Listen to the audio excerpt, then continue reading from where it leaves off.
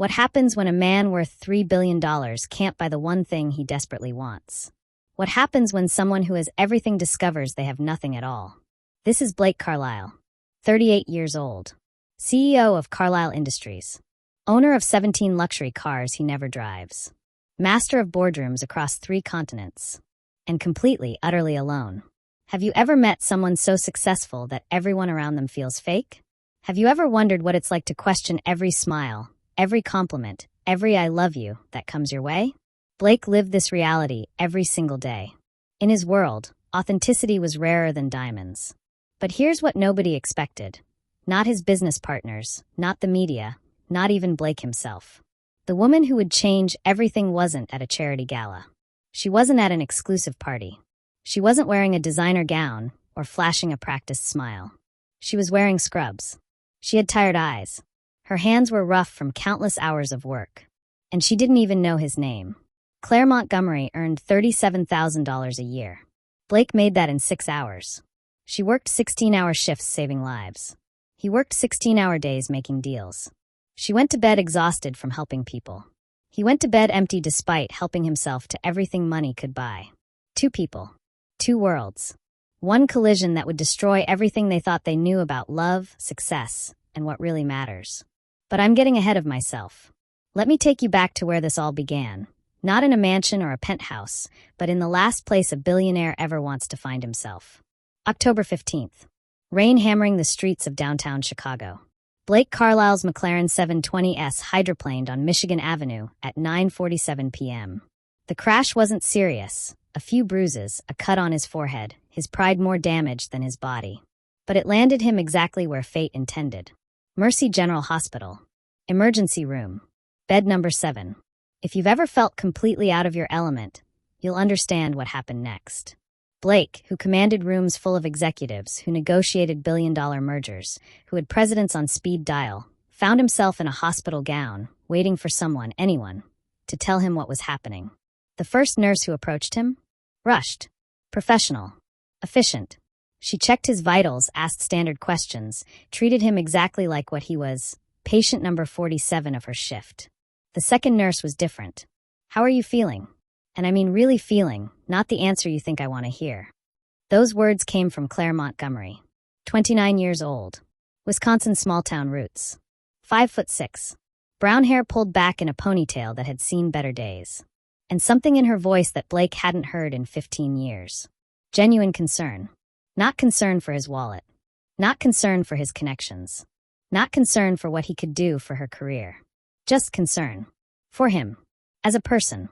Here's what you need to understand about Blake Carlisle. He'd been studied, analyzed, approached, and pursued by some of the most beautiful women in America. Supermodels. Actresses. Socialites. Women who spent more on a single dress than most people spent on their cars. But none of them had ever asked him how he really felt. None of them had ever looked past the suit, the watch, the reputation, the bank account. None of them had ever seen him as just human. Claire did. And in that moment, everything Blake thought he knew about attraction, about connection, about what he wanted in a partner, got turned completely upside down.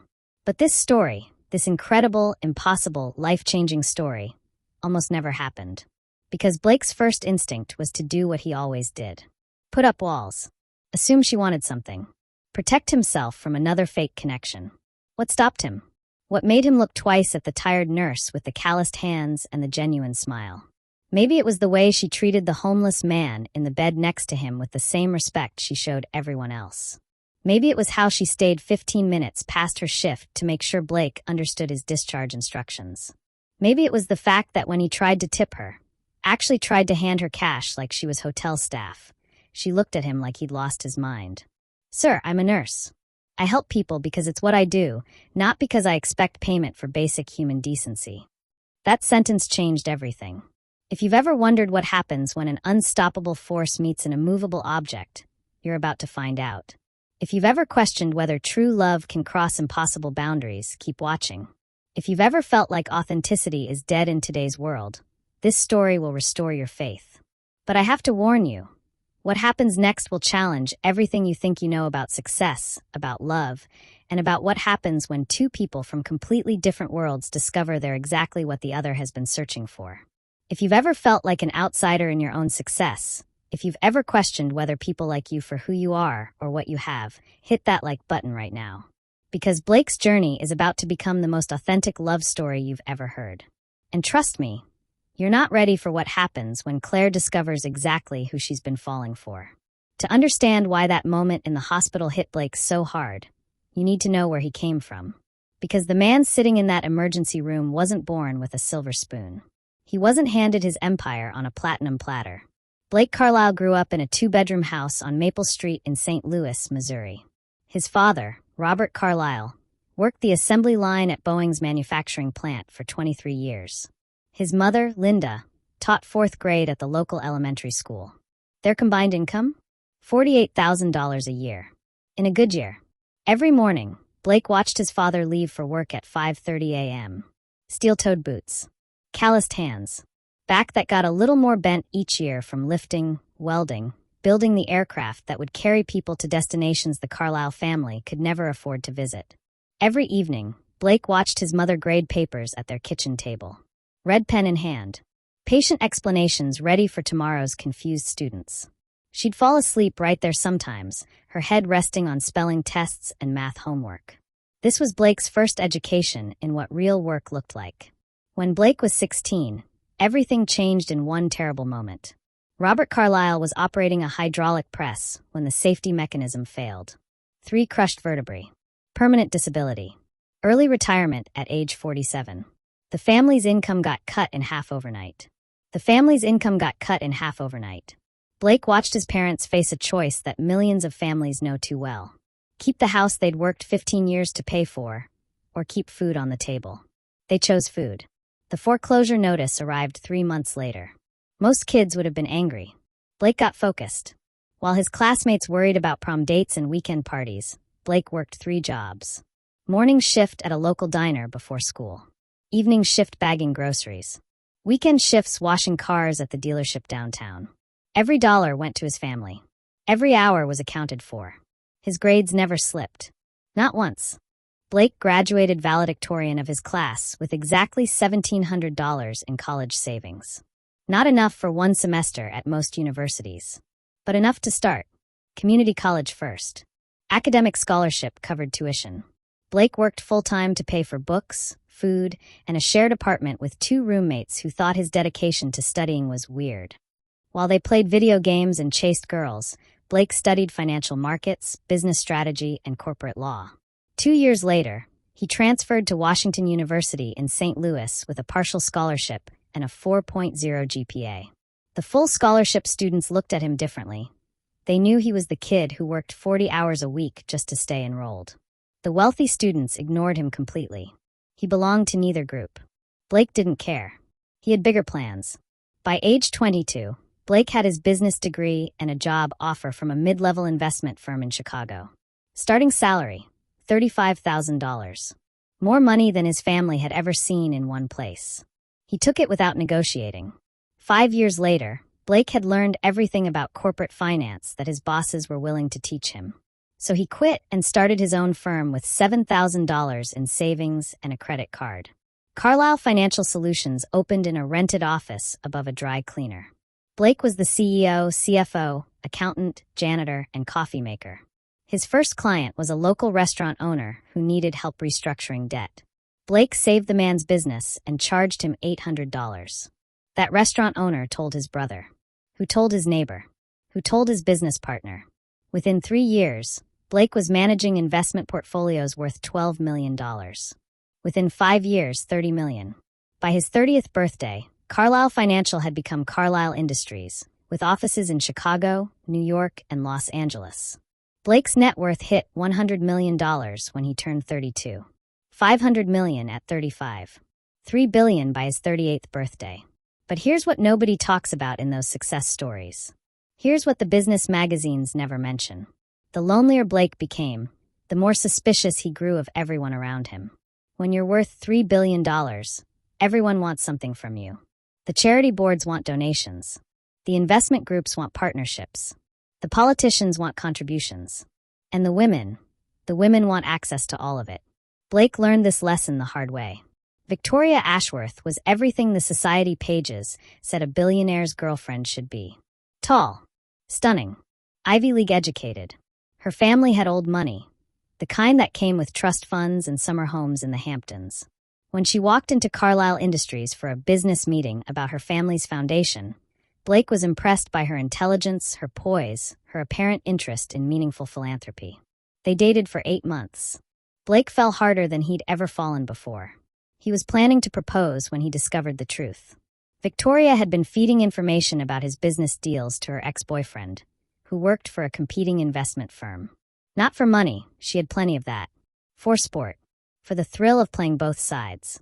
For the satisfaction of proving she could manipulate the great Blake Carlisle. The betrayal destroyed something inside Blake that he didn't know could be destroyed. His trust. After Victoria came Madison, a brilliant attorney who seemed to share his values about hard work and integrity. Until Blake learned she was building her own client list by promising access to him and his business connections. Then came Sophia, an art gallery owner who appeared to value culture and creativity over material wealth. Until Blake discovered she was using their relationship to pressure him into buying overpriced pieces for his corporate collection. Each relationship followed the same pattern. Initial attraction, apparent authenticity, growing feelings on Blake's part. Then the inevitable discovery that he wasn't being seen as a person. He was being seen as an opportunity. By his 38th birthday, Blake had stopped believing that genuine attraction to him was possible. Every compliment felt calculated. Every laugh seemed rehearsed. Every "I love you" sounded like a business transaction. He started testing women. Deliberately. Cruelly, maybe. He'd take them to charity events and watch how they interacted with people who couldn't advance their social status. He'd introduce them to his parents during their rare visits to Chicago and observe whether they treated Robert and Linda with respect or condescension. They all failed. Blake's world became smaller and smaller. Business meetings. Corporate events. Charity galas where he wrote checks and shook hands and smiled for photos, all while feeling completely disconnected from every person in the room. His penthouse apartment, 4,000 square feet overlooking Lake Michigan, felt like a prison. His garage full of luxury cars felt like a museum of things he'd bought to fill the emptiness. His bank accounts grew larger while his circle of genuine relationships grew smaller. The night of the accident, Blake had been driving home from another pointless social event. Another evening of forced conversations with people who saw dollar signs when they looked at him. Another night of beautiful women approaching him with perfect smiles and ulterior motives. He was angry, frustrated, tired of being treated like a walking investment opportunity rather than a human being. That's the Blake Carlisle who ended up in bed 7 at Mercy General Hospital. Successful beyond his wildest dreams. Lonelier than he'd ever been in his life. Convinced that authentic human connection was something his money had permanently placed out of reach. He had no idea that the woman about to change everything was walking toward him with a clipboard, wearing scrubs that had seen better days, and asking a question nobody had asked him in years. How are you feeling? And I mean really feeling. For the first time in over a decade, someone was about to see Blake Carlisle as exactly what he was underneath all the wealth and success and reputation. Just a man who wanted to matter to someone for reasons that had nothing to do with his bank account. While Blake Carlisle was building his empire in Chicago's glass towers, Claire Montgomery was 3 hours north, learning lessons about life that no business school could ever teach. Millfield, Wisconsin. Population, 2,847. The kind of place where everyone knows your name, your family history, and what you ordered at the diner last Tuesday. Main Street had exactly 7 businesses. Peterson's Hardware, Betty's Cafe, the Post Office, Miller's Pharmacy, a barbershop that hadn't changed its prices since 1987, and the Millfield Community Center that doubled as everything from wedding venue to town meeting hall.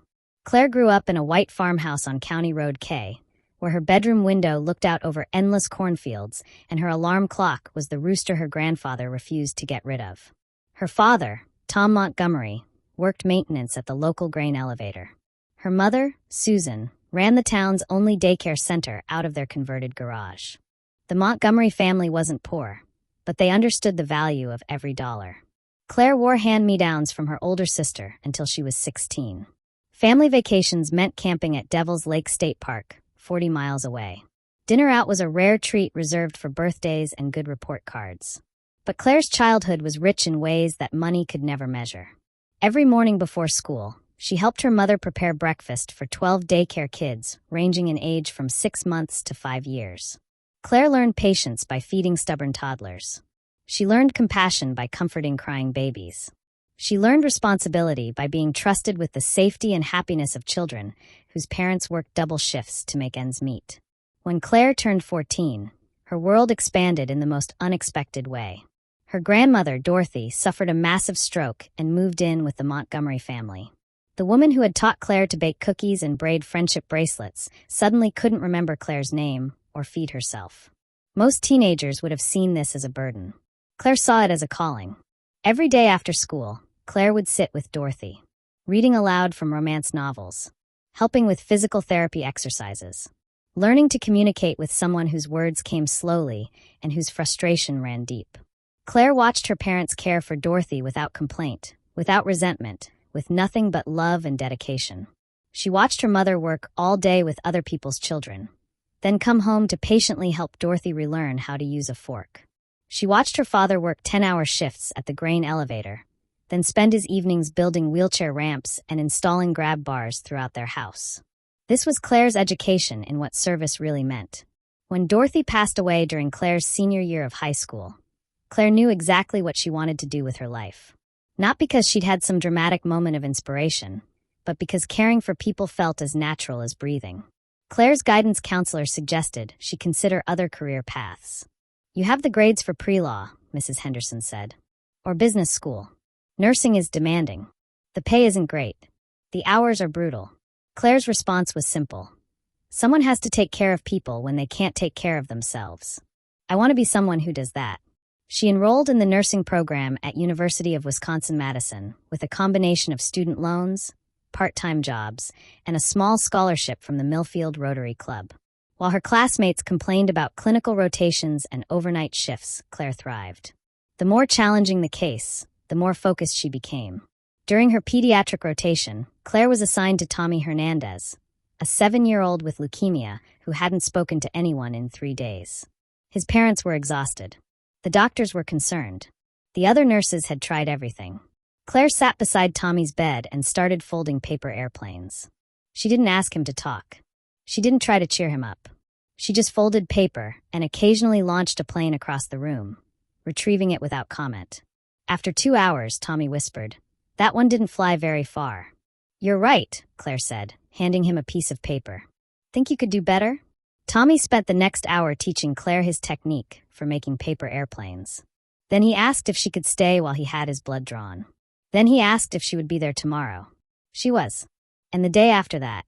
And the day after that, until Tommy was discharged with a smile on his face and a promise to send Claire a paper airplane from home. That's when Claire understood what nursing really was. It wasn't just about medical procedures and chart documentation. It was about seeing people at their most vulnerable and treating them with dignity.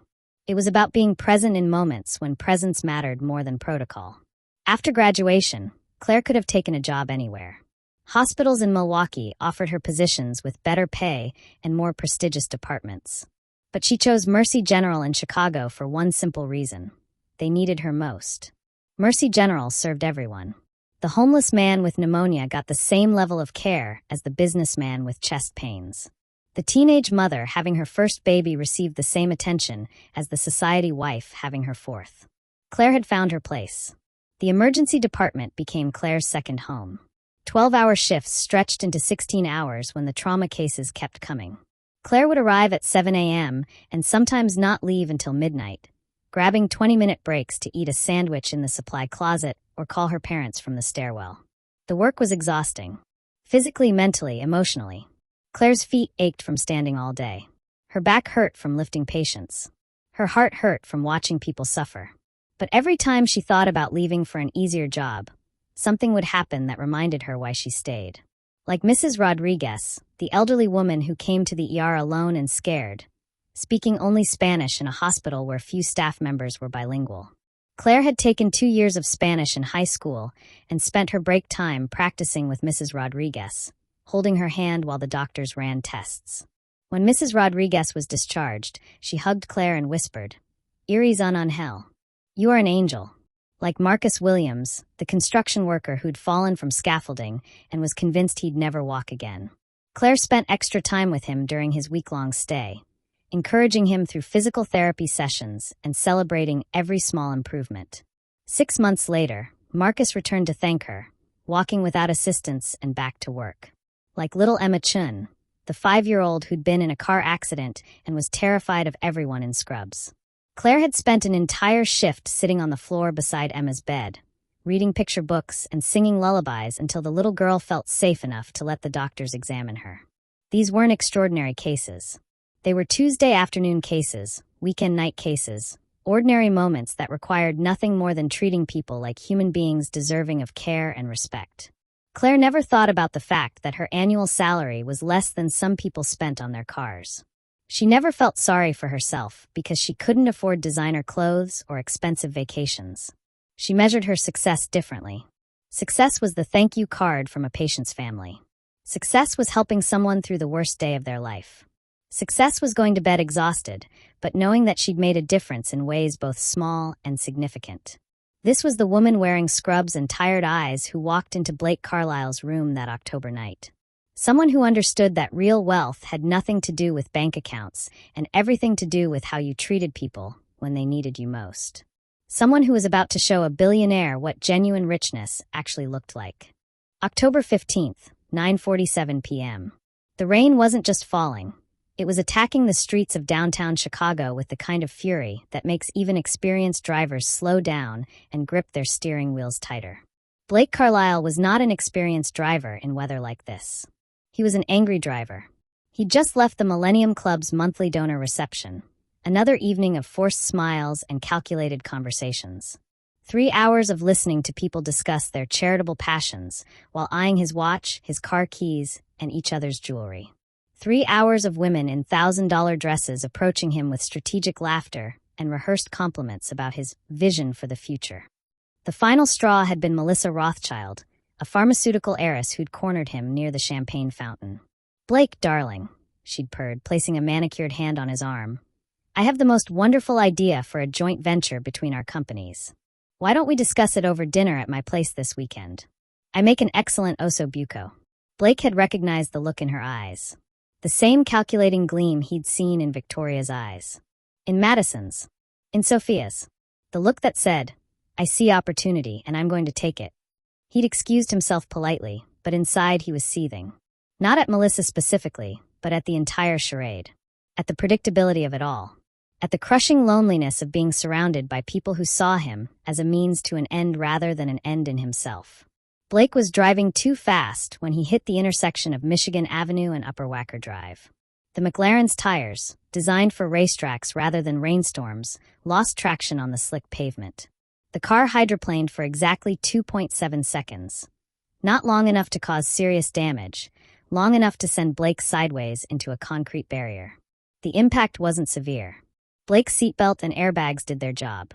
But his head struck the driver's side window hard enough to open a gash above his left eyebrow, and his right shoulder wrenched against the seatbelt with enough force to promise serious bruising. Blake sat in his damaged car for 30 seconds, adrenaline flooding his system, before he fully registered what had happened.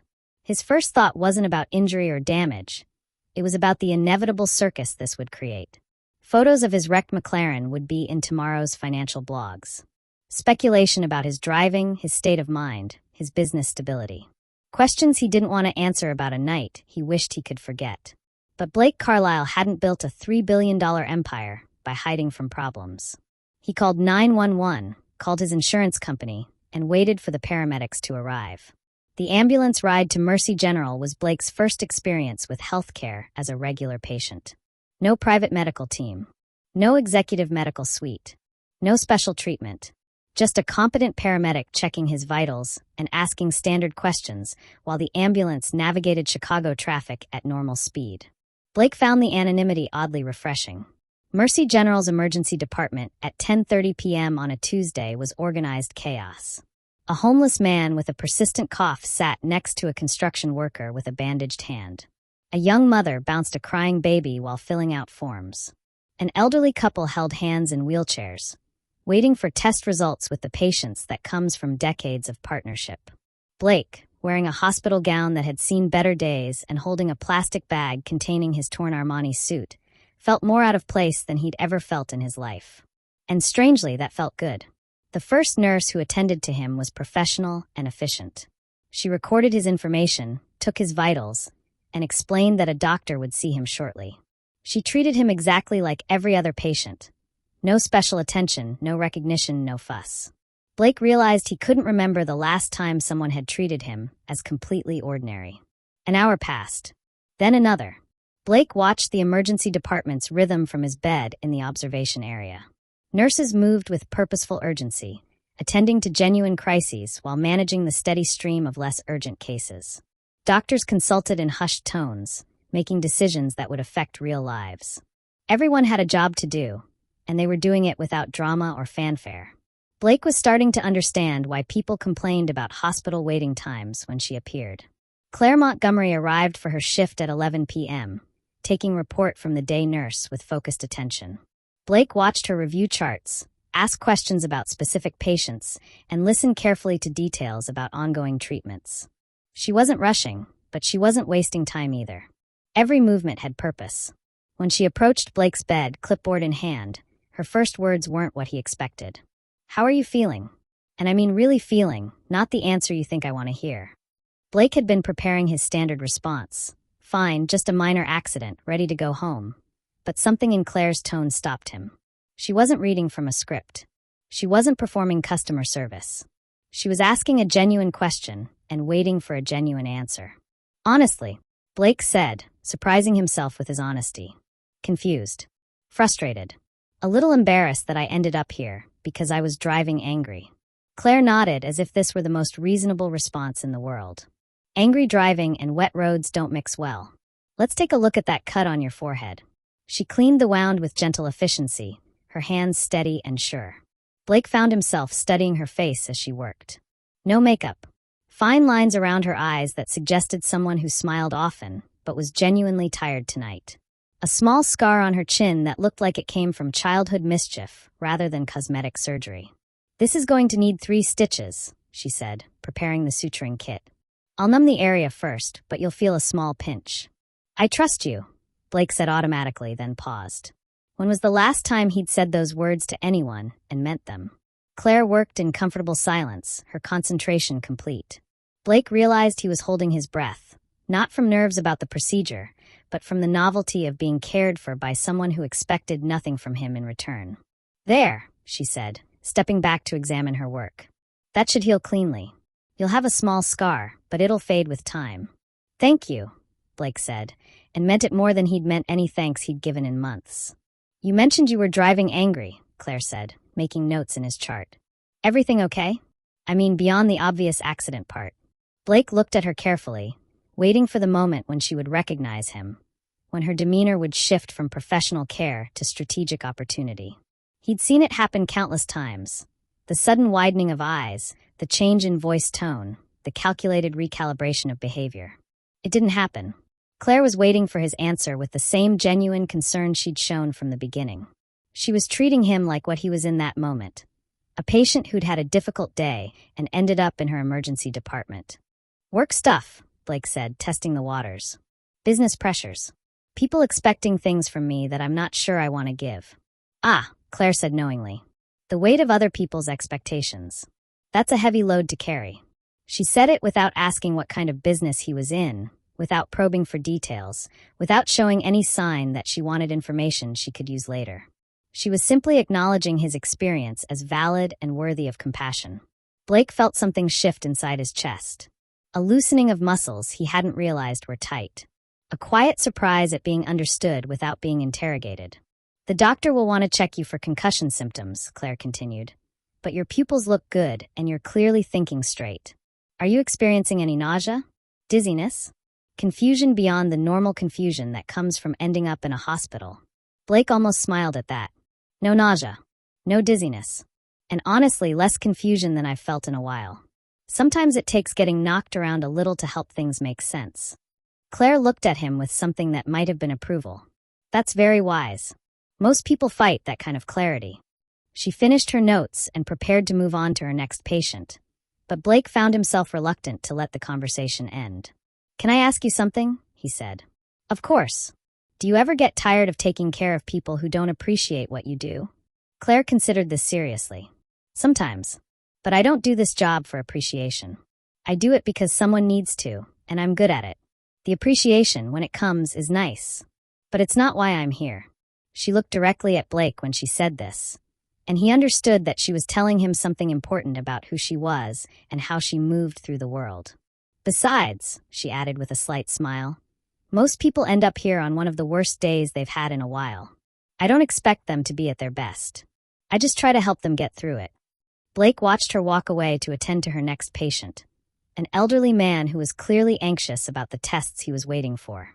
Claire approached him with the same genuine care, the same focused attention, the same lack of judgment she'd shown Blake. For the first time in years, Blake Carlisle had encountered someone who treated him exactly like everyone else. And instead of feeling insulted or overlooked, he felt something he'd almost forgotten was possible. He felt seen. Blake Carlisle had never chased a woman in his life. Usually, he was the one being pursued. But 3 days after leaving Mercy General, he couldn't stop thinking about the nurse who'd treated him like a regular person having a bad day. Not Blake Carlisle, CEO. Not Blake Carlisle, billionaire.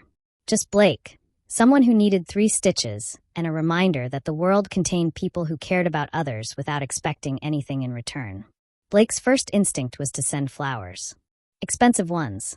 The kind of arrangement that costs more than most people's rent. Then he stopped himself. Claire Montgomery wasn't the kind of woman who would be impressed by a $1,000 bouquet. If anything, she'd probably be offended by the waste. So Blake did something he hadn't done since his community college days. He researched. Not Claire specifically. That would have been invasive and creepy, the kind of background check his security team usually ran on potential business partners. Instead, Blake researched Mercy General Hospital, their funding challenges, their patient demographics, their community programs. What he found both impressed and concerned him.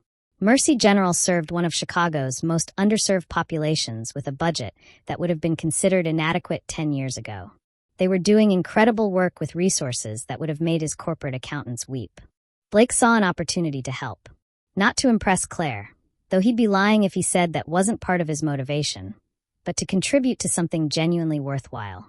Carlisle Industries had a corporate foundation that donated millions annually to various causes. Most of these donations were strategic, designed to enhance the company's public image or provide networking opportunities with other wealthy philanthropists. Blake realized, with some embarrassment, that he couldn't name a single specific project his foundation had funded in the past year. He could change that. Blake scheduled a meeting with Dr. Patricia Williams, Mercy General's chief administrator, under the pretense of exploring partnership opportunities between Carlisle Industries and community healthcare initiatives. It wasn't entirely a pretense. Blake was genuinely interested in supporting the hospital's work. But he'd be lying if he said he wasn't hoping to catch a glimpse of Claire during his visit. Dr. Williams was a no-nonsense woman in her 50s, who clearly had little patience for wealthy donors who wanted to attach their names to projects without understanding the actual work involved. She led Blake through the hospital with brisk efficiency, explaining their challenges with outdated equipment, understaffing, and the constant struggle to provide quality care to patients who couldn't always pay for it. "Most of our corporate donors want to fund visible projects," Dr. Williams explained as they walked through the emergency department. "New wings with their names on them. Shiny equipment they can show off at fundraising events. But what we really need is sustainable support for everyday operations. Staff salaries, medical supplies, the unglamorous stuff that actually keeps people alive." Blake found himself genuinely engaged in the conversation. This was real problem solving, not the abstract financial maneuvering that dominated his usual business discussions. These were concrete challenges with measurable impacts on real people's lives. They were discussing potential funding for a new patient advocacy program when Blake spotted her. Claire was at the nurse's station, reviewing charts with the same focused attention he remembered from his visit. She was wearing different scrubs, green instead of blue, but she had the same tired eyes and the same gentle competence that had struck him 3 days earlier. "That's one of our best nurses," Dr. Williams said, noticing Blake's attention. "Claire Montgomery. Been with us for 4 years. The patients adore her, and she's one of the few staff members who never calls in sick or complains about overtime. We're lucky to have her. Blake wanted to walk over and say hello, but something held him back. In his world, follow-up contact was expected, even strategically necessary. But Claire's world operated on different rules. She'd done her job professionally and compassionately, and that was the end of it. Seeking her out might make her uncomfortable or put her in an awkward position with her supervisor. So Blake finished his meeting with Dr. Williams, pledged a significant donation to the hospital's general operating fund, and left without speaking to Claire. But he couldn't shake the feeling that he'd missed an opportunity for something important. 2 weeks later, Blake found another reason to visit Mercy General. Carlisle Industries was launching a community health initiative, and he needed to tour several local healthcare facilities to better understand the challenges they faced. At least, that was the official reason for his visit. Unofficially, Blake was hoping Claire would be working. She was. This time, Blake was prepared with a legitimate reason to speak with her. As part of his research, he was interviewing frontline healthcare workers about their experiences and challenges. Dr. Williams had suggested Claire as someone who could provide valuable insights. Claire agreed to speak with him during her break, though she seemed puzzled by the request. They sat in the hospital cafeteria, surrounded by the gentle chaos of medical staff grabbing quick meals between shifts. "I'm not sure what kind of insights I can provide," Claire said, stirring sugar into her coffee. "I just do my job. Take care of patients. Try to make their experience here a little less frightening." "That's exactly what I want to understand," Blake said. "The human side of healthcare. What makes the difference between a good hospital experience and a terrible one?" Claire considered this seriously, the same way she'd considered his question about feeling angry 3 weeks earlier. Blake found himself appreciating her thoughtfulness, the way she didn't rush to fill silence with unnecessary words. "I think it comes down to dignity," she finally said. "When people come to the emergency department, they're usually scared, hurt, or both. They're wearing hospital gowns that don't fit properly and having their most private medical details discussed by strangers. The least we can do is treat them like their feelings matter, like their fears are valid, like they deserve our attention and respect regardless of their insurance status or ability to pay." Blake found himself leaning forward, genuinely interested in her perspective. "Is that difficult? Maintaining that level of care when you're dealing with dozens of patients every shift?" "Sometimes," Claire admitted. "Especially when you're exhausted or when someone is particularly difficult. But I try to remember that difficult patients are usually just scared patients. Nobody wants to be in a hospital. Nobody wants to feel vulnerable and dependent on strangers for help. If I can make that experience even a little bit better, that matters." She paused, looking slightly embarrassed. "I'm sorry, I'm probably not telling you anything useful for your business initiative. I don't know much about healthcare policy or administrative challenges." "Actually, you're telling me exactly what I need to know," Blake said. "Policy and administration matter, but they're meaningless if the human element isn't there.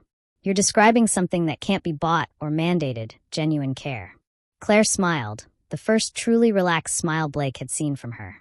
"You sound like you actually understand what healthcare is supposed to be about. That's refreshing. Most administrators talk about patient satisfaction scores and efficiency metrics. Important things, but they're not the whole story." "What is the whole story?" Blake asked. Claire was quiet for a moment, considering her words carefully. "I think the whole story is that everyone deserves to be cared for when they can't care for themselves. Rich or poor, easy or difficult, grateful or demanding. When someone needs help, they should get it. And they should get it from people who remember that being a patient is one of the most vulnerable positions a person can be in." Blake felt that familiar loosening in his chest, the same sensation he'd experienced during their first encounter. Claire was describing an approach to life that was completely foreign to his world, but completely familiar to his heart. She was talking about treating people the way he'd always wanted to be treated, as human beings deserving of respect and care, regardless of their circumstances or what they could offer in return. "Can I ask you something personal?" Blake said. Claire nodded. "Do you ever feel taken advantage of? Giving so much of yourself to people who might not appreciate it or return it?" Claire considered this seriously. "Sometimes people don't say thank you, but that doesn't mean they're not grateful. And even if they weren't, I'd still do this job. Because the person I become when I'm taking care of someone else, that's who I want to be. That's who I am when I'm at my best. Blake stared at her, struck by the simplicity and power of what she'd just said. Claire Montgomery had found a way to be completely herself while serving others. She wasn't performing kindness for recognition or reward. She was kind because kindness was integral to her identity. "I should get back," Claire said, glancing at her watch. "Break time's over, and we've got a full board tonight." "Of course," Blake said, standing as she did. "Thank you for taking the time to talk with me. Your perspective has been incredibly valuable." Claire gathered her things and started to leave, then turned back. "I hope your community health initiative works out. If it helps even one hospital provide better care, it'll be worth whatever time and money you invest in it." As Blake watched her return to her work, he realized something had fundamentally shifted in how he thought about success, about purpose, about what it meant to live a meaningful life. Claire Montgomery was showing him that wealth and power were just tools. What mattered was how you used them and who you became in the process. For the first time in years, Blake Carlisle was learning from someone who had something he desperately wanted: the ability to go to bed every night knowing that your day had made the world a little bit better. The invitation came 6 weeks after their conversation in the hospital cafeteria. Not through official channels, not delivered by Blake's assistant, but handed to Claire personally as she finished her shift on a Thursday evening in December. Blake was waiting by the hospital's main entrance, looking completely out of place in his tailored coat among the medical staff heading home after long shifts. Claire spotted him immediately. It's hard to miss someone who looks like they stepped out of a magazine advertisement in a place where everyone else looks exhausted and ready for sleep. "This is either very good news or very bad news," Claire said as she approached him. "People in expensive suits don't usually lurk around hospital exits unless someone's in serious trouble." Blake smiled, and Claire noticed he seemed nervous. Blake Carlisle, who commanded boardrooms and negotiated billion-dollar deals, was nervous about talking to a nurse. "I have a favor to ask," he said. "And I want you to know up front that it's perfectly okay to say no. In fact, saying no might be the smarter choice." Claire raised an eyebrow. "Now I'm definitely curious." Blake handed her an elegant envelope. Carlisle Industries is hosting a charity fundraiser Saturday night. It's for the Children's Medical Research Foundation. They fund pediatric cancer research. I thought, given your work with children at the hospital, you might be interested in attending." Claire opened the envelope and stared at the invitation. Heavy cardstock, gold embossing, the kind of formal event invitation she'd only seen in movies. "Blake, this looks incredibly fancy. I'm not sure I'm the right person for something like this." "You're exactly the right person," Blake said quickly. "These events are usually full of people who write checks but don't really understand what the money is supposed to accomplish. You know the reality of pediatric healthcare. Your perspective would be valuable." Claire studied his face, looking for the real reason behind the invitation. "Are you asking me as a healthcare professional or as your date?" Blake's honesty surprised her. "Both. I'd like you there professionally because your insights matter. But personally, I'd like to spend an evening with someone who doesn't see me as a business opportunity first and a person second." Claire was quiet for a long moment, considering. "Blake, I don't own anything appropriate for an event like this. And I don't belong in your world. I'm a nurse from Wisconsin who buys her clothes at Target." "You belong anywhere you want to belong," Blake said. "And clothes are just clothes. But if that's your only concern, I know someone who could help with that." 3 days later, Claire found herself in an upscale boutique in downtown Chicago, being fitted for a dress that cost more than her monthly rent. Blake's assistant had arranged everything, including a personal stylist who somehow managed to find something elegant without making Claire feel like she was wearing a costume. The dress was midnight blue, simple in design but perfect in fit. It highlighted Claire's natural beauty without trying to transform her into someone else. When she looked in the mirror, she saw herself, just a more polished version. "You look beautiful," the stylist said. Classic elegance never goes out of style. Saturday evening arrived faster than Claire expected. Blake picked her up at her apartment, driving himself in a Mercedes rather than arriving with a chauffeur, which Claire appreciated. She was nervous enough without feeling like she was being transported to an alien planet. "You look incredible," Blake said as she got into the car. "But more importantly, you look like yourself." "Is that a good thing?" Claire asked. "I have a feeling I'm going to stand out tonight, and not necessarily in a good way." Blake reached over and took her hand. "Trust me when I say that standing out for being genuine is exactly what this crowd needs." The Palmer House Hotel's grand ballroom had been transformed into something that belonged in a fairy tale. Crystal chandeliers cast warm light over tables decorated with elaborate floral arrangements. Men in tuxedos and women in designer gowns moved through the space with practiced social grace, champagne glasses in hand, conversations flowing with the smooth efficiency of people who attended these events regularly. Claire felt immediately overwhelmed. This wasn't just fancy. This was a different universe, with its own rules and customs and expectations that she didn't understand. "Remember," Blake said quietly as they entered, "you're here because you belong here. Don't let anyone make you feel otherwise." Blake was immediately claimed by various business associates, which Claire expected. What she didn't expect was how different he seemed in this environment. Not fake, exactly, but more guarded. More careful with his words. She watched him navigate conversations with practiced skill, giving everyone just enough attention to be polite without committing to anything substantial. Claire found herself standing alone near the silent auction tables, studying the donated items and trying to process the amounts people were bidding. A weekend in Paris, current bid $15,000. A private wine tasting in Napa Valley, $8,500.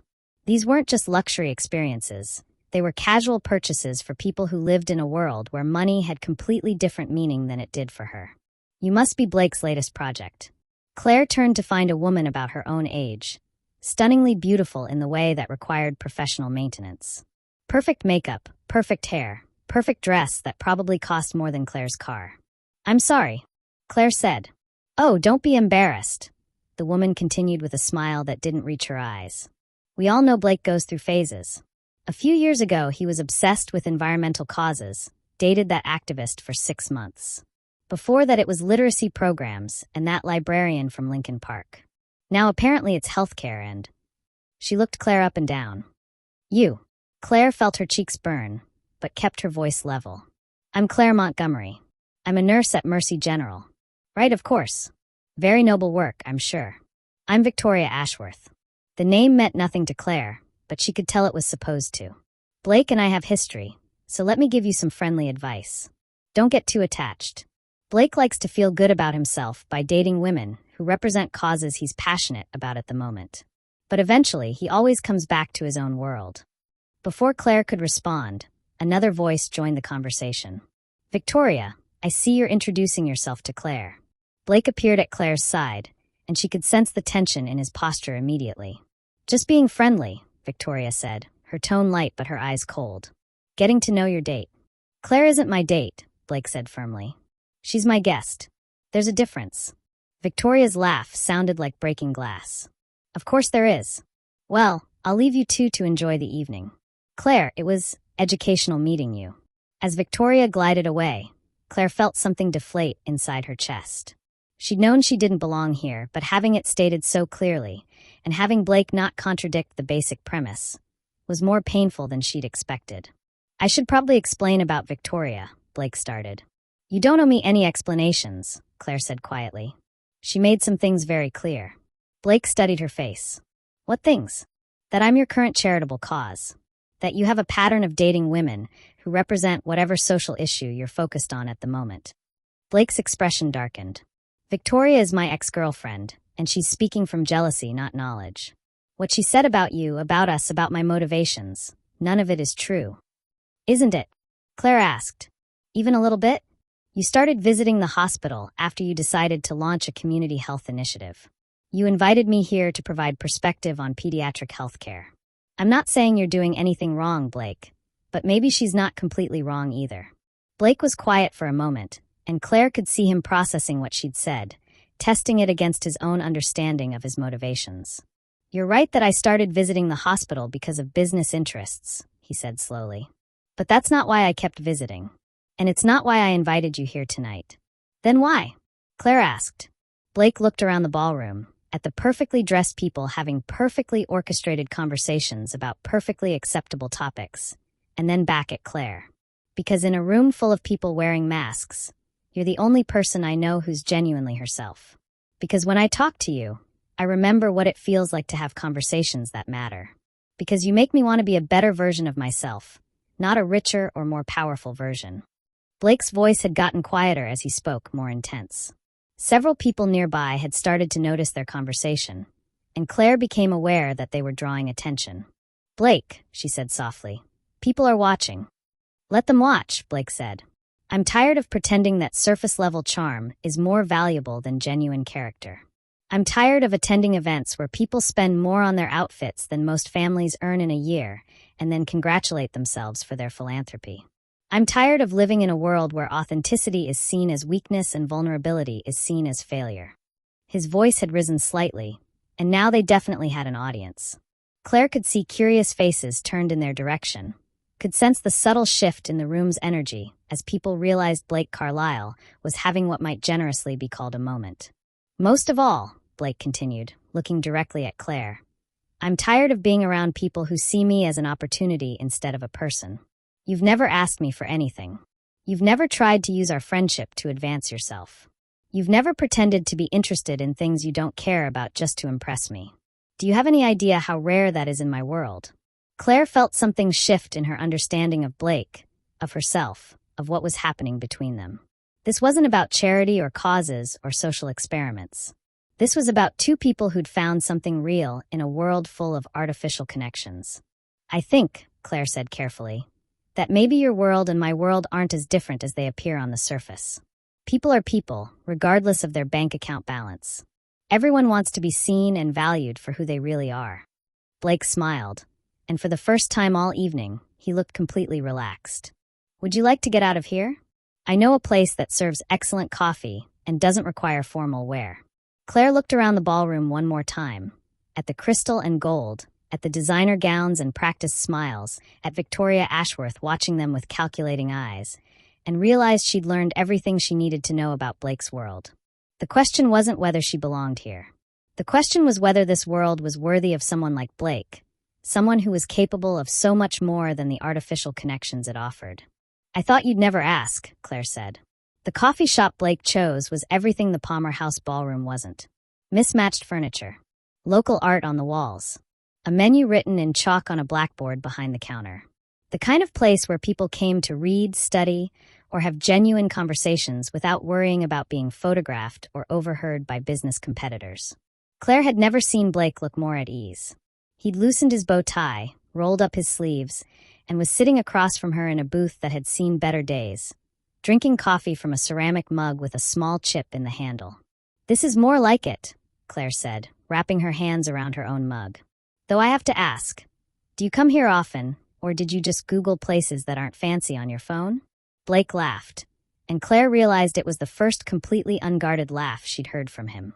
"I discovered it about 5 years ago when my car broke down nearby. Spent 3 hours here waiting for a tow truck and realized it was the best 3 hours I'd had in months. I've been coming back ever since."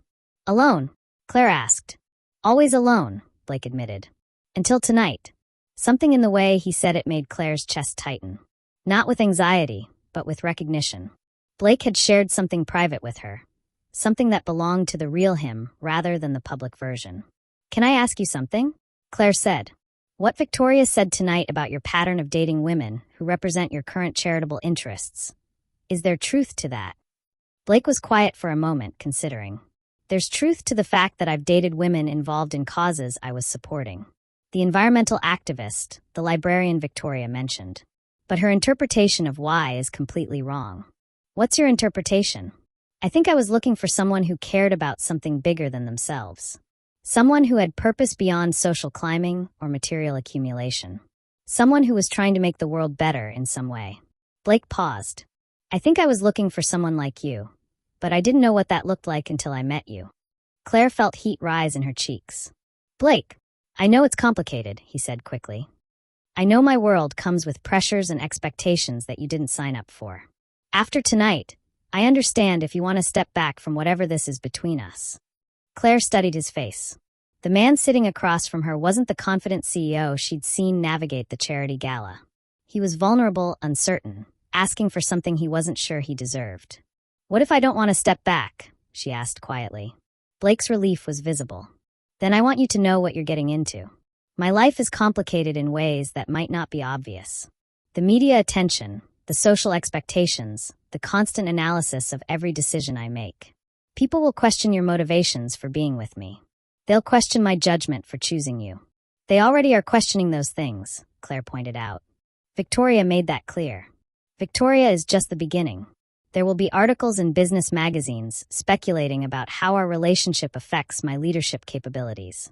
There will be society bloggers analyzing your clothes, your background, your qualifications to be with someone like me. There will be people who assume you're with me for my money, and people who assume I'm with you for some kind of image rehabilitation. Claire listened to this catalog of future difficulties with surprising calm. Are you trying to scare me away? I'm trying to be honest about what dating me actually means. Claire reached across the table and took his hand. Blake, I've spent 4 years working in an emergency department. I've been screamed at by drunk patients, threatened by people having psychiatric episodes, and blamed for everything from insurance policies to parking fees. I've had people question my competence, my dedication, and my right to make medical decisions. If I can handle that, I think I can handle some gossip about our relationship. Blake turned his hand over, so their fingers were intertwined. It's not the same thing. You're right, it's not. Because in the emergency department, I'm dealing with people who are scared and hurt and not at their best. The people who will judge us? They're just petty. Blake stared at her, and Claire could see him processing this perspective. How do you do that? Do what? Make complicated things seem simple. Make difficult situations seem manageable. Claire smiled. It's not that they're simple or easy. It's that most problems become smaller when you focus on what actually matters instead of what other people think matters. And what actually matters? How we treat each other. Whether we're honest with each other. Whether we make each other better people. Claire paused. Whether we're happy. Are you? Blake asked. Happy, I mean. With us, despite everything that comes with it. Claire considered this seriously, the same way she considered all important questions. I'm happier when I'm with you than when I'm not. You make me think about things differently. You challenge me to see beyond my immediate world. You treat me like my thoughts and opinions matter, not just my ability to take care of other people. They do matter. More than you know. And you? Are you happy? Blake was quiet for a long moment. I haven't been truly happy in years. But when I'm with you, I remember what happiness feels like. I remember what it's like to look forward to something that has nothing to do with business or achievement or proving myself to people whose opinions shouldn't matter to me. They talked until the coffee shop closed at midnight. About their childhoods, their fears, their dreams that had nothing to do with money or status. Blake told Claire about his parents, about the pride and guilt he felt about how far he'd come from his modest beginnings. Claire told Blake about her grandmother's stroke, about the moment she knew she wanted to dedicate her life to caring for people. When Blake drove Claire home, he walked her to the door of her apartment building, a converted brownstone in a neighborhood that was safe but not fashionable. Thank you, Claire said as they stood on the front steps. For what? For choosing me tonight.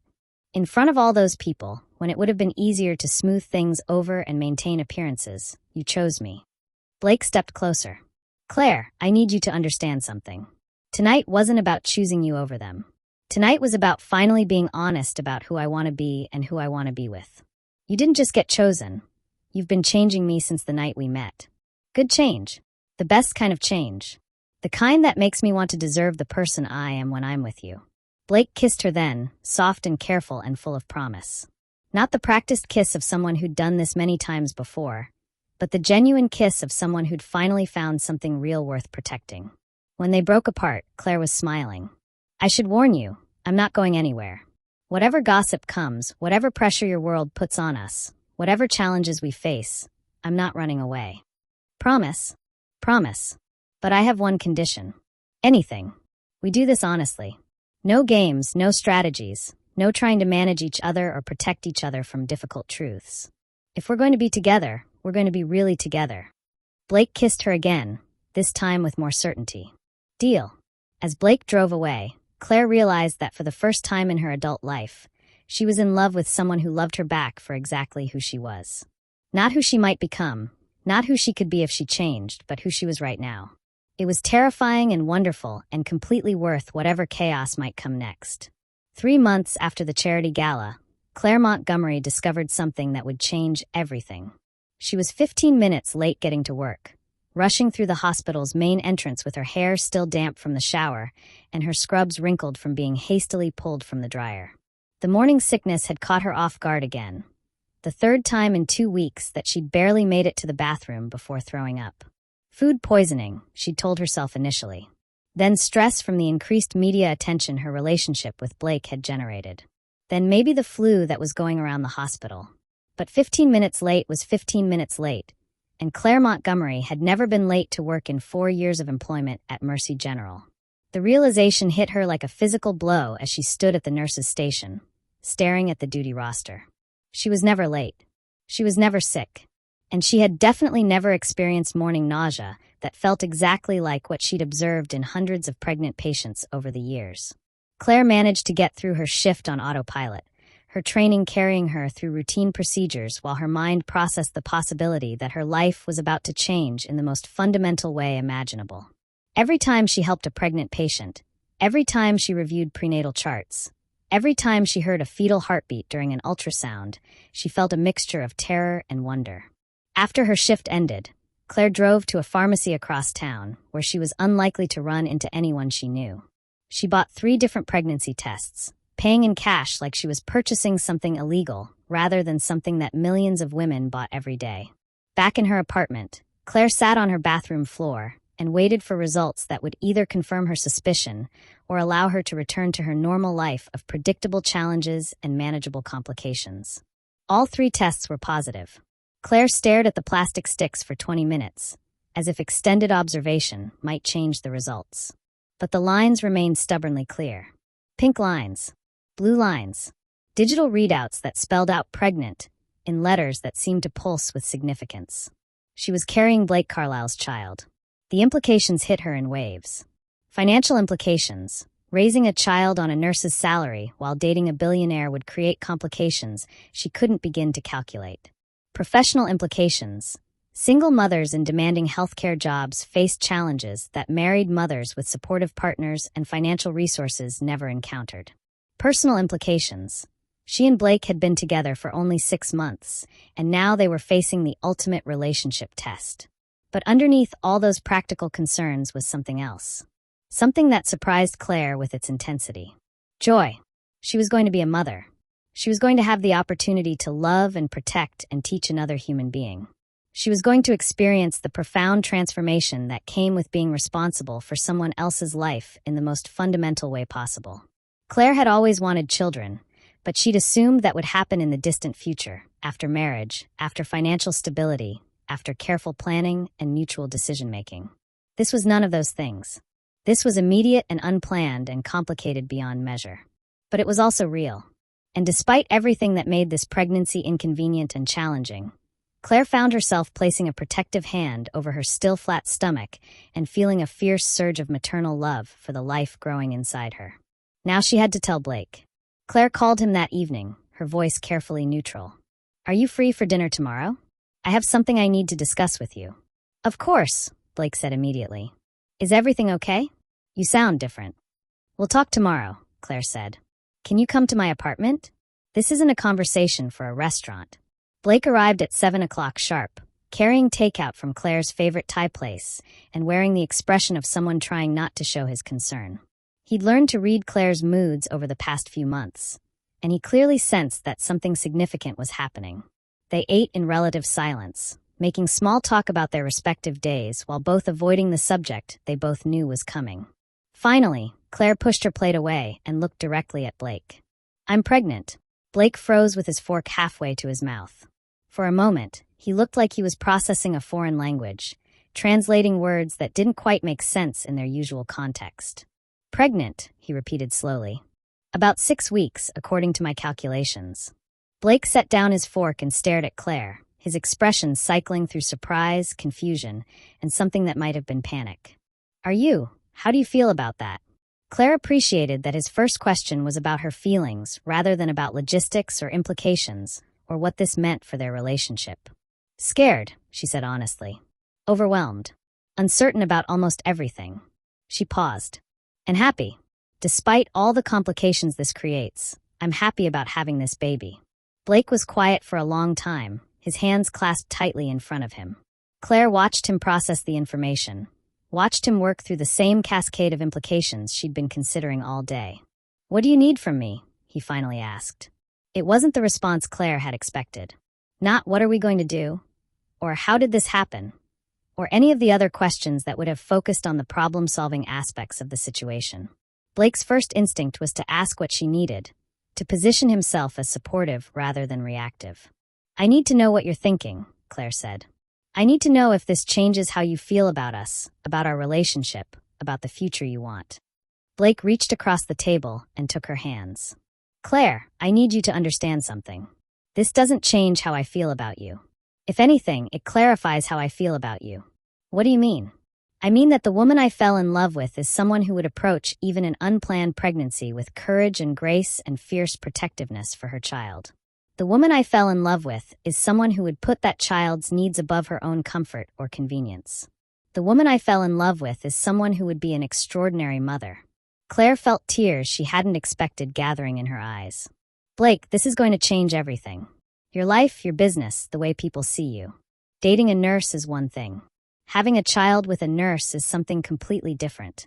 Blake was quiet again, but this time Claire could see him working through something more complex than surprise or concern.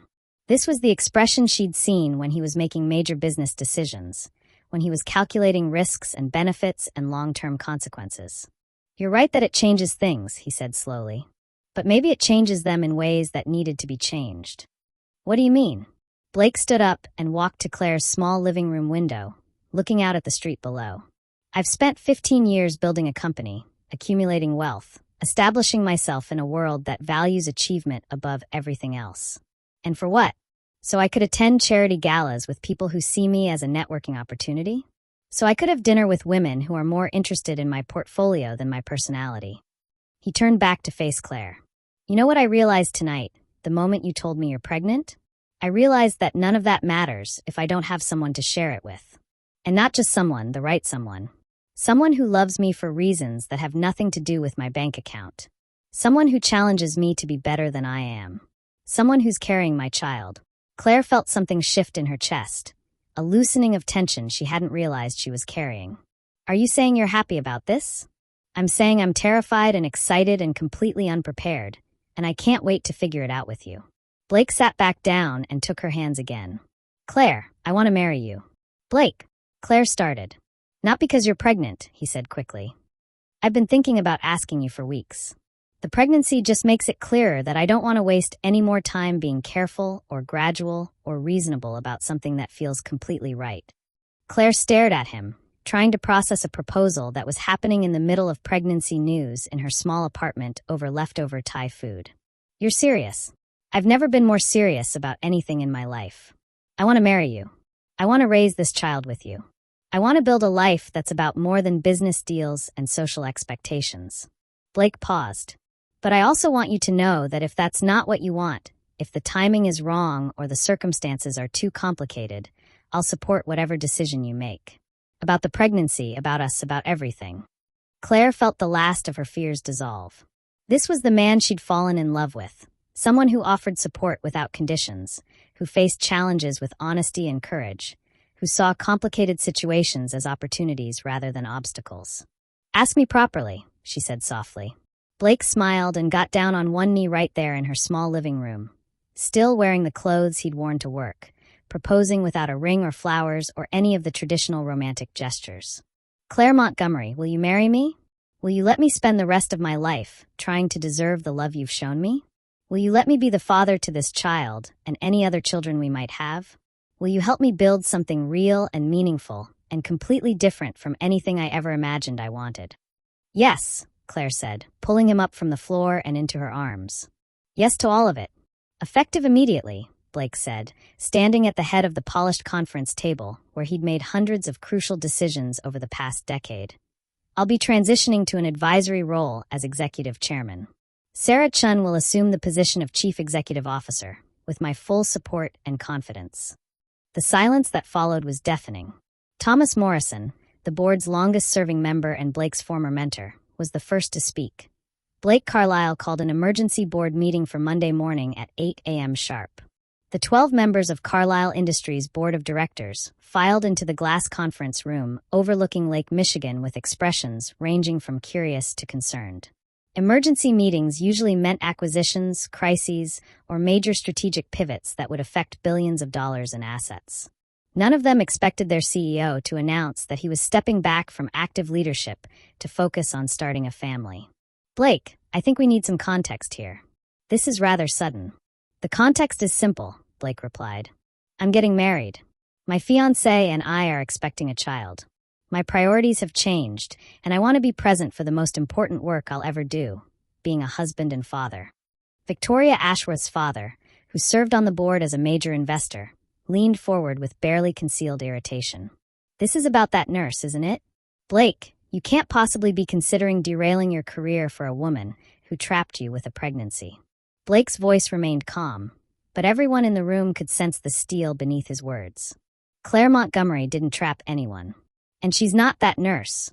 She's my fiancée, the mother of my child, and someone who's shown me what authentic success actually looks like. Authentic success? Morrison asked. Blake, you've built a $3 billion company. You've created thousands of jobs. You've revolutionized 3 different industries. That's authentic success. Blake walked to the window and looked out at the city where he'd spent 15 years building his empire. I've built something impressive, but I haven't built something meaningful. There's a difference between achievement and fulfillment, between being successful and being happy. So you're walking away from everything you've worked for because of some midlife crisis? Another board member asked. I'm not walking away from anything. I'm walking towards something better. Blake turned back to face the room. I'm choosing to prioritize the relationships that matter over the deals that don't. I'm choosing to be present for my child's life instead of missing it because I was too busy accumulating wealth I don't need. Sarah Chun, Blake's hand-picked successor and the company's chief operating officer for the past 3 years, spoke up. Blake, are you certain about this timing? The Meridian acquisition is still pending. The European expansion is at a critical phase. The board has questions about leadership continuity. Blake smiled at Sarah with genuine warmth.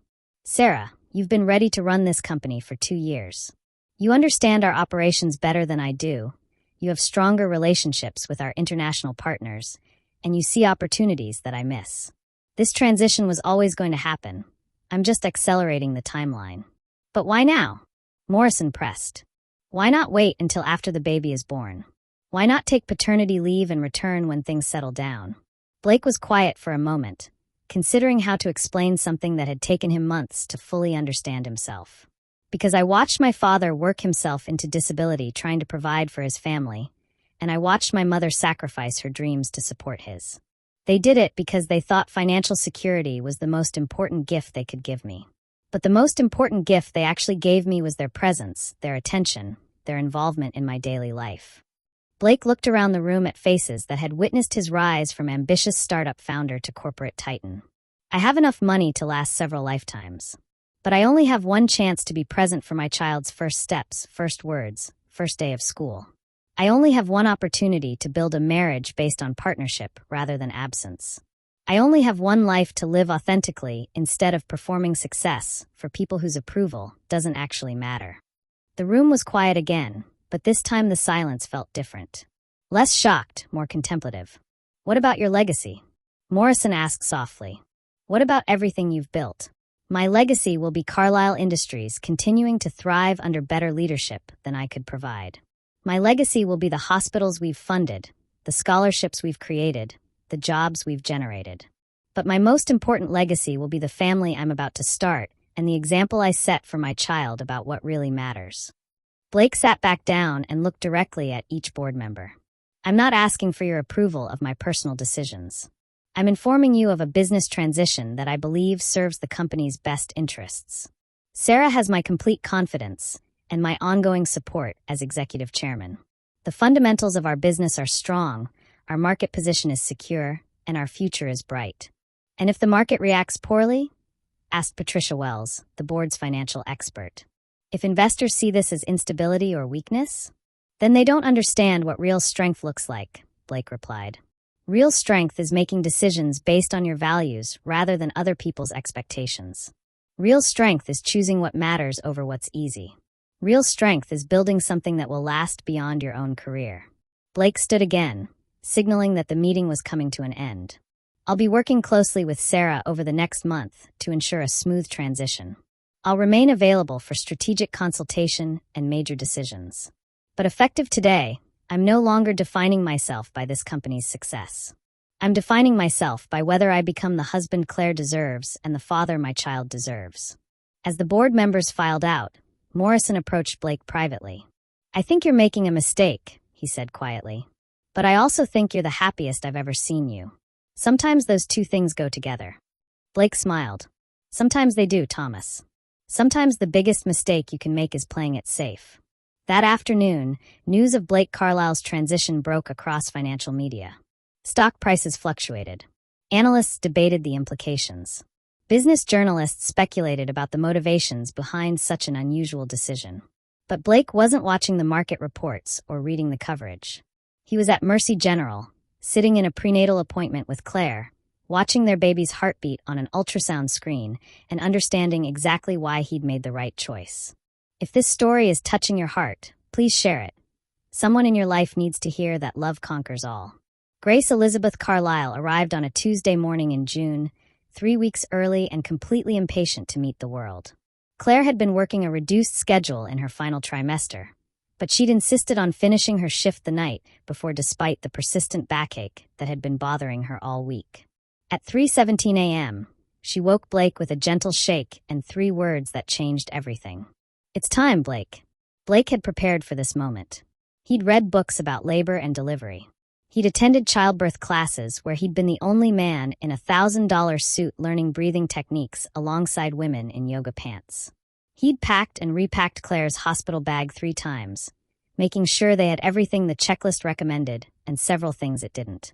But nothing had prepared him for the reality of watching the woman he loved bring their child into the world. Labor lasted 14 hours. Blake held Claire's hand through contractions, brought her iced chips when she asked, and rubbed her back during the brief moments when she could find comfortable positions. He watched her transform from the composed, professional woman he knew into something primal and powerful. A force of nature focused entirely on the monumental task of bringing new life into existence. You're incredible, he whispered during a quiet moment between contractions. I've never seen anything so strong. Claire managed a tired smile. Wait until you see what comes next. At 5:23 p.m., Grace made her entrance with a lusty cry that announced to everyone within hearing distance that she had arrived and was not particularly pleased about the journey. She weighed 6 pounds, 2 ounces, had a full head of dark hair, and possessed lungs that would have made an opera singer proud. When the nurse placed Grace on Claire's chest, Blake experienced something he'd never felt before and couldn't have imagined until that moment. Every successful business deal, every milestone achievement, every moment of triumph in his professional life suddenly seemed insignificant compared to this. His daughter, perfect and healthy and completely dependent on the 2 people who loved her most. She's beautiful, Blake said, his voice rough with emotion he didn't try to hide. Claire, she's perfect. Claire looked exhausted and radiant and utterly transformed. Do you want to hold her? Blake had held exactly 2 babies in his entire adult life. Both briefly at corporate events where he'd posed for photos with employees' children. He'd never held a newborn, never been responsible for something so small and fragile and infinitely precious. I don't want to do it wrong, he admitted. You won't, Claire said with complete confidence. She's your daughter. You'll know what to do. When Grace settled into Blake's arms, something shifted permanently in his understanding of himself and his place in the world. This tiny person, all 7 pounds and change of her, had instantly become the most important thing in his universe. Not his company, not his wealth, not his reputation or achievements or any of the things he'd spent decades building. This child, who would depend on him not for financial security but for love, guidance, protection, and presence. Hello, Grace, Blake whispered, studying her small face with wonder. I'm your daddy. I've been waiting my whole life to meet you. Grace opened her eyes, impossibly blue like Claire's, and seemed to study Blake with equal curiosity. For a moment, the 3 of them existed in perfect stillness, a family complete and self-contained and utterly content. I love you both so much, Blake said, looking from Grace to Claire and back again. More than I knew it was possible to love anyone. The next few hours passed in a blur of visitors, phone calls, and the gentle chaos that accompanies any birth. Blake's parents drove up from St. Louis, tears streaming down Linda's face as she held her first grandchild. Claire's parents arrived from Wisconsin with flowers, homemade cookies, and enough excitement to power a small city. Dr. Williams stopped by to congratulate Claire and meet the baby who had been conceived by two of Mercy General's most dedicated supporters. Sarah Chin sent an enormous arrangement of flowers with a note that read, "Congratulations to the new CEO of the Carlisle household." But the moment Blake would remember most clearly came late that evening, when the visitors had gone home and the hospital had settled into its nighttime quiet. Claire was sleeping, exhausted from labor but peaceful. Grace was in her bassinet beside the bed, also sleeping, her small chest rising and falling with perfect rhythm. Blake sat in the uncomfortable chair beside Claire's bed, watching over both of them, and realized he'd never been happier. Not when Carlisle Industries went public. Not when he made his first million, or his first 100 million. Not when Fortune magazine put him on their cover, or when he was invited to speak at the World Economic Forum. This was happiness. This quiet room, these two sleeping females who had become his entire world, this overwhelming sense of purpose that had nothing to do with profit margins or market share. Blake Carlisle, former CEO, current executive chairman, and now father to the most beautiful baby girl in the world, finally understood what success actually meant. It meant being exactly where you belonged, with exactly the people you were meant to love, doing exactly the work that mattered most. Everything else was just details. 2 years later, Blake Carlisle stood in the kitchen of their suburban Chicago home, making pancakes for his daughter while Claire got ready for her shift at Mercy General. Grace, now a toddler with her mother's eyes and her father's determination, was in her high chair, methodically crushing blueberries between her fingers and babbling a complex story that only she understood. "Dada," Grace announced, holding up her purple-stained hands with pride. "Mess," Blake laughed, wiping her hands with a damp cloth. "Yes, sweetheart. You definitely made a mess. But it's a beautiful mess." Claire appeared in the doorway, wearing scrubs and pulling her hair back into the practical ponytail that Blake had fallen in love with in that emergency room 3 years ago. She looked tired. Grace had been teething and keeping everyone awake, but she was smiling as she watched Blake navigate toddler breakfast negotiations. "How did the board meeting go yesterday?" Claire asked, kissing Grace's forehead before accepting the cup of coffee Blake handed her. "Carlisle Industries had its best quarter in company history," Blake said. "Sarah's doing incredible work. Better than I ever did, honestly." "Any regrets?" Claire asked, studying his face carefully. Blake considered the question seriously, the way he'd learned to approach all-important questions since meeting Claire. Did he miss the adrenaline of high-stakes negotiations? The satisfaction of closing major deals? The recognition that came with being at the center of a business empire? "None," he said, and meant it completely. "Yesterday, while Sarah was presenting quarterly results, I was teaching Grace to say banana.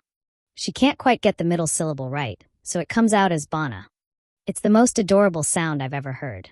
I wouldn't trade that moment for any business achievement in the world." Claire smiled and kissed him before heading to work. "I'll see you tonight. Grace has her 2-year checkup at 3. After Claire left, Blake spent the morning doing something that would have seemed impossible to his former self. He was completely present. No phone calls about urgent business matters. No emails that couldn't wait. No mental multitasking between family time and corporate strategy. Just Blake and Grace, reading books, building towers with blocks, and taking a walk to the park where Grace could practice her unsteady toddler run and Blake could push her on the swings while she shrieked with delighted laughter. At the park, Blake met other fathers. Men who worked construction, taught high school, managed restaurants, sold insurance. Men who measured their success not by their net worth, but by their children's happiness. Men who understood what Blake had taken 38 years to learn. That the most important work you'll ever do happens when no one is keeping score, no one is watching, and no one is offering recognition or reward. That afternoon, at Grace's pediatric appointment, Blake sat in the waiting room holding his daughter while she charmed every other patient and parent within a 20-foot radius. A businessman in an expensive suit was trying to manage phone calls while his son tugged on his sleeve, asking for attention that was perpetually delayed by more important matters. Blake recognized himself in that man. The urgency about things that ultimately didn't matter. The conviction that success required constant availability and endless sacrifice. The belief that providing for family meant being absent from family. "Sir," Blake said during a break in the man's phone conversation. "I don't mean to intrude, but your son is trying to show you something he drew." The man looked irritated at the interruption, then glanced down at his child, who was indeed holding up a crayon drawing with hopeful eyes. "It can wait," the man said dismissively. "I'm handling a crisis at work." Blake wanted to tell him that there would always be a crisis at work. That children's desire to share their creations with their parents was temporary and precious. That the most successful decision he could make right now was to put down the phone and look at that drawing like it was the most important document he'd ever seen. Instead, Blake just said, "That's a beautiful picture," to the little boy, who beamed with pride at being acknowledged. Some lessons people have to learn for themselves. Blake had been fortunate enough to meet someone who showed him a different way before it was too late. That evening, after Grace was asleep and Claire was home from her shift, Blake and Claire sat on their back porch, sharing a bottle of wine and talking about their day. These conversations had become Blake's favorite part of every 24-hour period. No agenda, no strategic objectives, no performance metrics. Just two people who loved each other, sharing the ordinary details of their lives. "I got a call from a business magazine today," Blake said. "They want to do a feature story about executives who've stepped back from leadership roles to focus on family. They're calling it a trend. Are you interested?" Claire asked. I told them no. Our story isn't about business strategy or work-life balance trends. It's about two people who found something real in a world full of artificial connections. Claire leaned against Blake's shoulder. "I love that we're not a trend. I love that we're just us." Blake pulled her closer, thinking about the journey that had brought them to this moment. The car accident that had felt like a disaster, but turned out to be the best thing that ever happened to him. The hospital room where he'd discovered what genuine care looked like.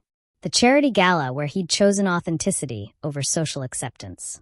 The pregnancy that had terrified and thrilled them both. The decision to prioritize presence over profit. Each step had required courage. Each choice had demanded that Blake redefine his understanding of success, of purpose, of what it meant to build something meaningful. "You know what I realized today?" Blake said. "Success isn't about building something impressive that other people admire. Success is about building something authentic that you can be proud of. Something that makes the world better, even in small ways. Something that matters to the people you love most." "And what have we built?" Claire asked softly. Blake looked through the window at Grace's room, where their daughter slept peacefully, surrounded by books and toys and the absolute certainty that she was loved unconditionally. He thought about Claire's work at the hospital, the countless patients whose lives she'd touched with her compassion and skill. He thought about his own evolution from someone who measured worth in dollars to someone who measured it in moments of genuine connection. "We've built a love story," Blake said. "The kind that proves authenticity wins over artifice every time. The kind that shows love really can cross impossible boundaries when it's genuine. The kind that reminds people that the most valuable things in life can't be purchased, only earned through presence, patience, and the courage to be vulnerable with someone who deserves your trust." Claire smiled and kissed him softly. "I love our story." "Me too," Blake said. "And the best part is we're still writing it. If this story moved you, I want you to do 3 things. Hit that like button if you believe in authentic love, subscribe for more stories that matter, and comment below with someone in your life who embodies real authenticity. Tag them and let them know they're appreciated. Because in a world full of masks and pretense and artificial connections, people like Claire and Blake, people who choose love over convenience, presence over performance, and authenticity over approval, are the ones who remind us what really matters. Their story isn't just about a billionaire and a nurse. It's about all of us, and the choice we make every day between who we think we should be and who we actually are. Choose authenticity. Choose presence. Choose love. It's the only choice that ever really matters.